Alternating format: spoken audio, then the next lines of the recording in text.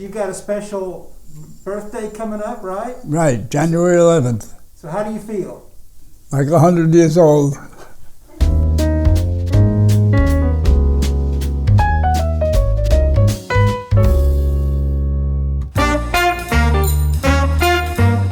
I was born in the Bronx, New York, but everything was apartment houses. Nobody owned a house. We just lived in a big tenement houses, and we went out in the street and we played. We went to schoolyards, we went out in the street. That's how we made friends, good or bad. Took a subway. You got out in the morning, you got on a subway for 5 cents, and then you went and took you maybe an hour to get to school. And come back, you maybe get on a trolley car or something, and come back from school. My parents were pretty well off, and all of a sudden the Depression came, and we had to live through that. The reason I got through that pretty well is because everybody had the same problem. If I had pants that were a little bit torn or patched up, so did my friends. But then came the war. I was drafted 1942, 21 years old. Believe it or not, I was sent to Columbia, South Carolina, Columbia Air Base, and that's where I got my original training. And I volunteered for flying B-25s, medium bombers. My uncle told me to come into the fur business with him.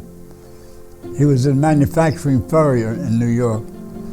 And so I went to work for him, running errands and learning the business and trade. Years later, some people from North Carolina, actually Asheville, came to, and they were opening a store in Greenville, South Carolina. And they approached me and asked me if I'd like to come and manage his store when they opened up in Greenville. And I took over and I knew nothing about the retail business in that sense, because all I did was manufacture. But to get out and work in the windows and dress a mannequin, I knew nothing about it, but I faked my way through pretty good.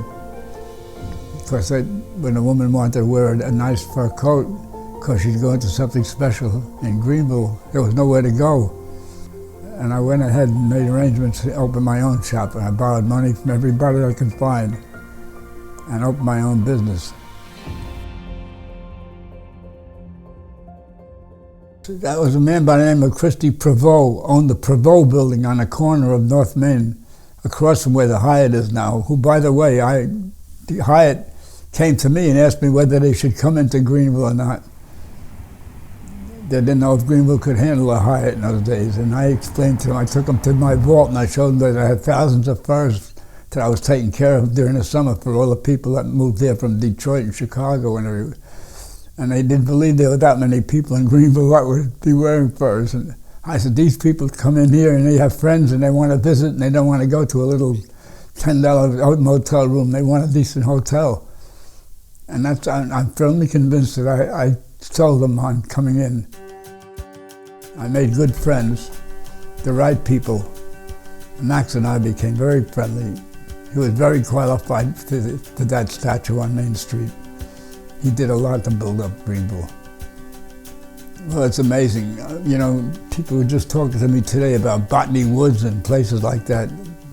You know, it was just forests out there. They had the Poinsett Club and golf courses.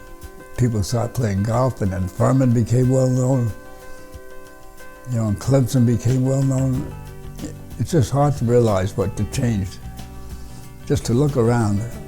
It was a different Greenville, completely different. You know, it's so much more mature now.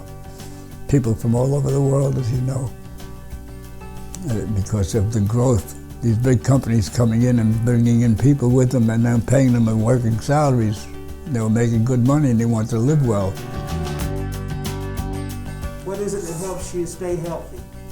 Well, I'm a wise guy, so my friends will tell you, I always say, don't get hit by a car. You know, to me, I don't know, live right, eat right, and I guess that's the only way. And just being a decent person, a decent human being. Treat others like you would have them do unto you. That's my saying, do unto others as you would have them do unto you. That would be the #1 thing.